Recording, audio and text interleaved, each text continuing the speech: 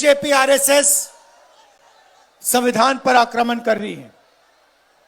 अंबेडकर जी के माला पर माला लगा देते हैं, मगर हर रोज अंबेडकर जी की सोच को मिटाने की कोशिश करते हैं। लोकतंत्र पे जो आक्रमण हो रहा है, एसआईआर जो हो रहा है, हिंदुस्तान की संस्थाओं पर जो आक्रमण हो रहा है, जुडिशरी पे जो आक्रमण हो रहा है, ये सारा का सारा संविधान पर आक्रमण हो रहा है। संविधान को कमजोर करने का काम किया जा रहा है। आंख में आंख नहीं मिला पाता आजकल नरेंद्र मोदी मुझसे, ये सच्चाई है।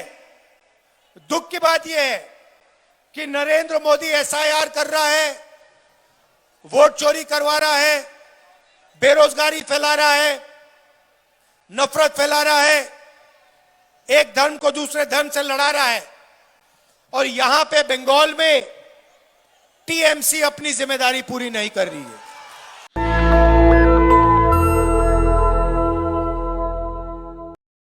धाराओं की लड़ाई चल रही है। एक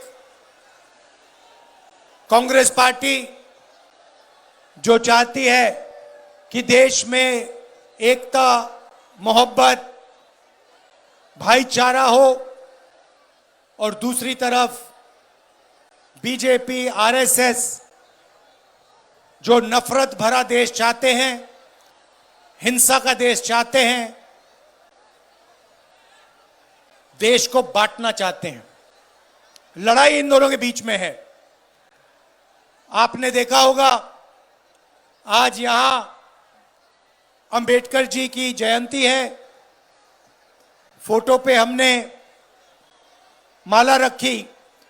अंबेडकर जी ने देश को संविधान दिलवाया, गांधी जी, जवाहरलाल नेहरू, पटेल जी ने सबने मिलकर देश को संविधान दिया। संविधान में लिखा है कि इस देश के सब नागरिक एक समान हैं, कोई ज्यादा कोई कम नहीं है। सब धर्म, सब जात, सब भाषाएं एक हैं, एक जैसी हैं, और सबको एक जैसी जगह मिलनी चाहिए। बीजेपी, आरएसएस संविधान पर आक्रमण कर रही है। अंबेडकर जी के माला पर माला लगा देते हैं, मगर हर रोज अंबेडकर जी की सोच को मिटाने की कोशिश करते हैं। लोकतंत्र पे जो आक्रमण हो रहा है, एसआईआर जो हो रहा है, हिंदुस्तान की संस्थाओं पर जो आक्रमण हो रहा है, जुडिशरी पे जो आक्रमण हो रहा है, ये सारा का सारा संविधान पर आक्रमण हो रहा है। संविधान को कमजोर करने का काम किया जा रहा है। बंगाल में तो आप जानते हो, बीजेपी, आरएसएस के लोगों ने, इलेक्शन कमीशन ने लाखों लोगों के वोटर लिस्ट से निकाल दिए हैं। जो भी गलत निकाले गए हैं, जो भी व्यक्तियों का नाम गलत निकाला गया है, उन सारे के सारों का हम नाम फिर से लिस्ट पे डालेंगे।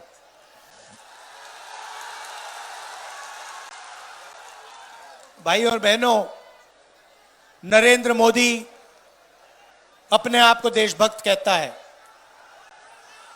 हां,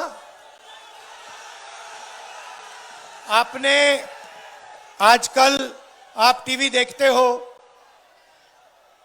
मीडिया देखते हो, आपने नरेंद्र मोदी का चेहरा देखा आजकल?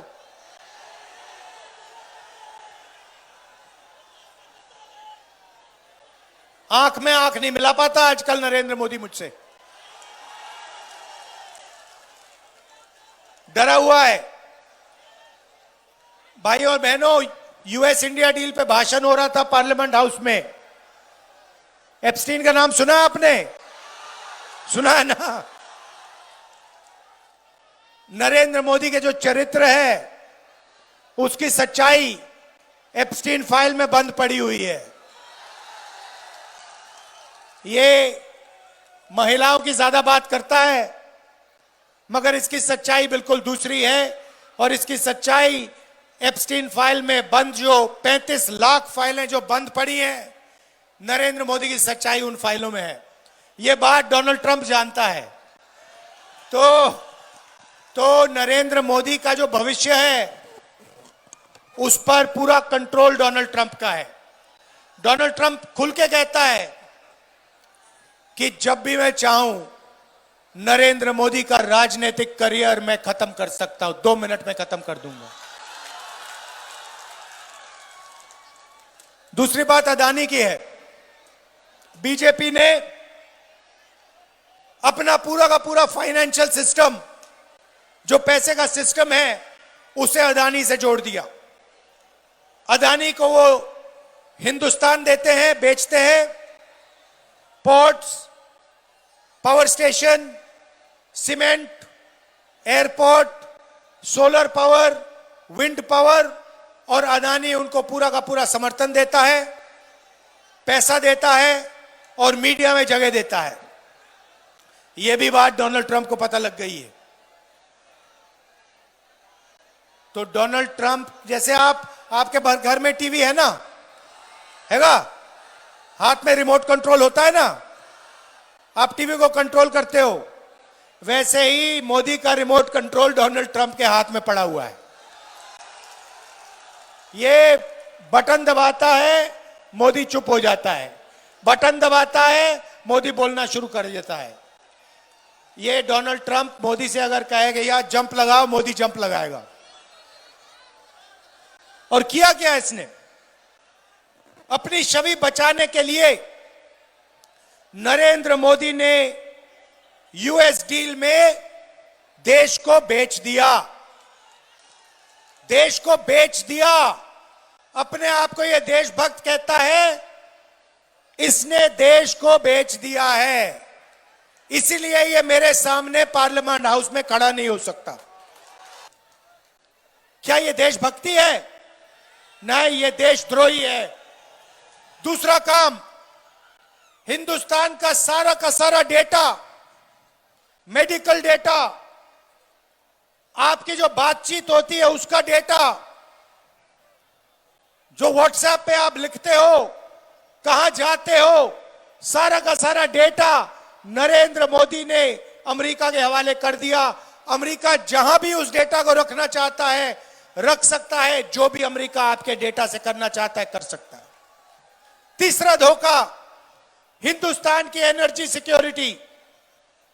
नरेंद्र मोदी ने डोनाल्ड ट्रंप से कहा कि हम उसी से तेल खरीदेंगे जिसको आप कहोगे। अगर आप कहोगे कि हिंदुस्तान सऊदी अरेबिया से, ईरान से, रूस से तेल ना खरीदे तो हम नहीं खरीदेंगे। भाइयों और बहनों, तीसरा काम, इसने हिंदुस्तान की एनर्जी सिक्योरिटी छीन दी और अमेरिका को बेच दी। आप देखना, अब युद्ध हुआ है ईरान में, अब आप देखना क्या भयंकर आंधी तूफान आने वाला है, क्योंकि नरेंद्र मोदी ने अमेरिका को अपनी एनर्जी सिक्योरिटी दे दी। अब देखना पेट्रोल के दाम, गैस के दाम, केरोसिन के दाम, डीजल के दाम कहां जाते हैं। जब ये दाम बढ़ेंगे, याद रखना कि धोखा नरेंद्र मोदी ने किया है। नरेंद्र मोदी ने हिंदुस्तान की एनर्जी सिक्योरिटी अमेरिका को दी है। और आखिरी काम, चौथा काम, नरेंद्र मोदी ने डोनाल्ड ट्रंप से कहा कि हर साल हिंदुस्तान अमेरिका से 9.5 लाख करोड़ रुपए का माल खरीदेगा। भाइयों और बहनों, बात समझिए, अगर हम 9.5 लाख रुपए अमेरिका से माल खरीदेंगे तो हिंदुस्तान की फैक्ट्रियों का क्या होगा? हिंदुस्तान और बंगाल की छोटी फैक्ट्रियां, मिडिल साइज फैक्ट्रियां सारी की सारी बंद हो जाएंगी। ये 4 काम नरेंद्र मोदी ने किए। क्यों किए? क्योंकि डोनाल्ड ट्रंप नरेंद्र मोदी को कंट्रोल करता है। डोनाल्ड ट्रंप ने नरेंद्र मोदी को पूरा अपने हाथों में ले रखा है, कंट्रोल कर रखा है। वो स्वयं कहता है, डोनाल्ड ट्रंप कहता है कि जब मैं नरेंद्र मोदी को फोन करता है, जब मैं नरेंद्र मोदी को फोन करता हूं, नरेंद्र मोदी फोन उठाता है और कहता है यस सर, यस सर कहता है हमारा प्रधानमंत्री, अमेरिका के प्रधानमंत्री को। आप सोचिए, कहां महात्मा गांधी, कहां जवाहरलाल नेहरू, कहां सरदार पटेल, कहां इंदिरा गांधी, कहां अंबेडकर जी, जिन्होंने अपनी पूरी जिंदगी देश के लिए दे दी। सालों जेल में काटे, शहीद हो गए, और कहां ये नरेंद्र मोदी जो अमेरिका के राष्ट्रपति को यस सर कहता है उसके सामने झुकता है। यह सच्चाई है। दुख की बात यह है कि नरेंद्र मोदी एसआईआर कर रहा है, वोट चोरी करवा रहा है, बेरोजगारी फैला रहा है, नफरत फैला रहा है, एक धर्म को दूसरे धर्म से लड़ा रहा है, और यहां पे बंगाल में टीएमसी अपनी जिम्मेदारी पूरी नहीं कर रही है। ऐसे लगता है कि टीएमसी बीजेपी के लिए रास्ता तैयार कर रही है। टीएमसी भी नफरत फैलाती है। टीएमसी ने भी आपकी सारी की सारी फैक्ट्रियां बंद करा दी। बेरोजगारी, बंगाल को बेरोजगारी में नंबर 1 बना दिया।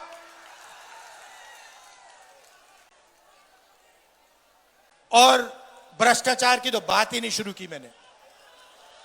नरेंद्र मोदी सबसे भ्रष्ट प्रधानमंत्री है, तो यहां पे बंगाल में भी भ्रष्टाचार का रिकॉर्ड तोड़ दिया गया है। शारदा स्कैम, 17 लाख इन्वेस्टर्स का पैसा छीना, 1900 करोड़ रुपए उनके लिए उनको वापस नहीं दिए। Rose Valley chit fund scam, 31 lakh investors का पैसा छीना, 6,600 करोड़ रुपए उनसे लिए। इलीगल माइनिंग, ट्रांसपोर्ट, झारखंड से कोयला और गुंडा टैक्स, ये टीएमसी की सच्चाई है भाई और बहनों। बंगाल की जनता के लिए कुछ नहीं होता। अगर आप टीएमसी के किसी गुंडे को जानते हो, किसी नेता को जानते हो, तो आप काम करा सकते हो। मगर अगर आप टीएमसी के गुंडों को नहीं जानते, टीएमसी पार्टी के नहीं हो, उनके नेताओं को नहीं जानते, तो बंगाल में आपका कोई काम नहीं हो सकता। नेशनल दस्तक की आपसे गुजारिश है कि अगर इसको बचाना चाहते हैं तो नेशनल दस्तक को सब्सक्राइब करने के लिए रेड कलर के सब्सक्राइब बटन को दबाएं, फिर बेल आइकन की घंटी दबाएं। नेशनल दस्तक को बचाने के लिए बहुत जरूरी है कि हर खबर को शेयर करें, लाइक करें, कमेंट जरूर करें।